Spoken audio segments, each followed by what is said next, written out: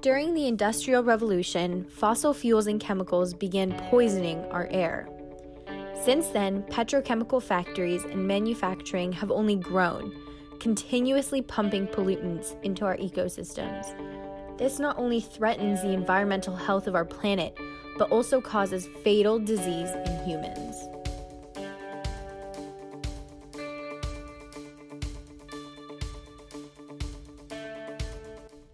In the United States, approximately 135 million people live in areas with dangerous air pollution.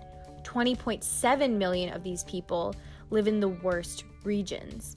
These areas are highlighted as those who failed the Environmental Protection Agency's safety guidelines for the levels of ozone and fine particulate matter present in the air. 14 million of these people are people of color, the vast majority. This discrimination is a direct product of institutionalized racism. The lack of education, lower income, and redlining all contribute to limited opportunities for particularly Black, Hispanic, and Indigenous populations. Their communities are usually located near factories as a result of this lack of opportunity. One of these communities is Cancer Alley.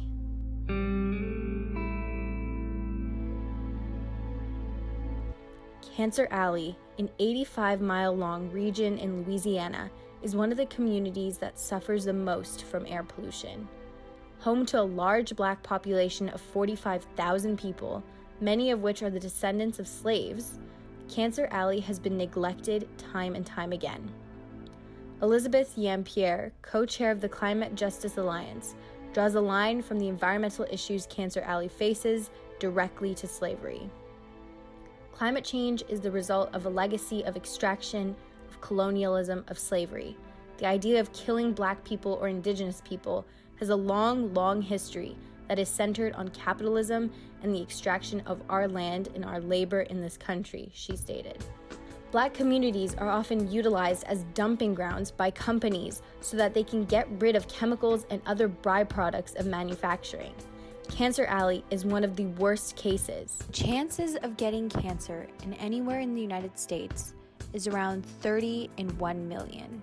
In Cancer Alley, however, this number is 50 times as large. Originally, Cancer Alley was named Chemical Corridor for the sheer number of petrochemical plants that lined the community.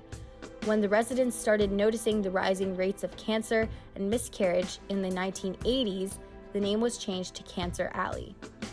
Today, there are 150 plants that continue to poison the residents.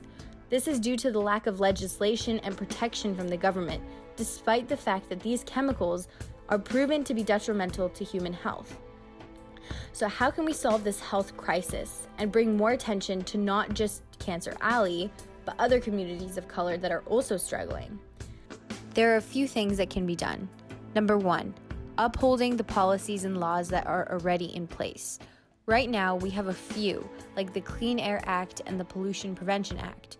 Both of these give something akin to gentle recommendations for pollution that are sometimes followed and other times disregarded, like we see with Cancer Alley. We need to make sure that these laws are respected by adding a clause that prohibits pollution that exceeds EPA guidelines. Reaching out to your senators and representatives to advocate for this is a good way to start. Number two, we need to support and uplift Black, Hispanic, and Indigenous voices within the environmental movement and motivate young leaders to continue their participation. A poll conducted by the Washington Post found that twice as many Black and Hispanic teens attended school walkouts than white teens in 2019. We need to support these young leaders so that they continue to advocate for their rights throughout their adulthood. Number three, increase the awareness of citizens through social media. This is a racial justice issue just as much as it is an environmental issue.